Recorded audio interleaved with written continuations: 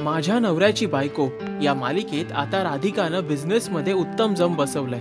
त्यामुळे jenny आनंदला suggest करते की राधिकाला आपण मेक ओव्हरसाठी कन्व्हिन्स करू, कारण जर ती प्रेझेंटेबल राहिली तर ती योग्य प्रकारे प्रगती करू शकेल। फायनली आनंद आणि जेनीचं या विषयावर एकमत होतं आणि आनंद तिला सांगतो की तू स्वतः तिला जाऊन कन्व्हिन्स कर।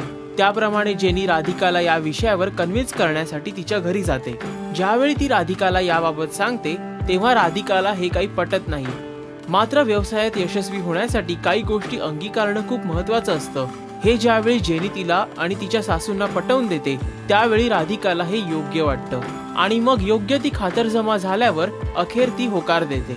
आजच्या म्हणजेच 29 मार्चच्या भागात आपल्याला राधिकाचा मेकओव्हर झालेला दिसून येईल आणि तेही पारंपरिक वेशात। तसंच आज गुरुनाथ आणि राधिका एकत्र मिळून गुढीपाडवा साजरा करताना दिसतील। राधिकाचा झालेला मेकओव्हर यावर गुरुनाथ आणि शनायाची काय रिॲक्शन असणार आहे हे सुद्धा पाहणं तितकंच महत्त्वाचं असणार आहे। माझ्या नवऱ्याची बायको या मालिकेच्या लेटेस्ट अपडेटसाठी पाहत रहा राजश्री मराठी। नमस्कार, मी अलका कोपल आठले बोलते। प्लीज सबस्क्राईब करा राजश्री मराठी।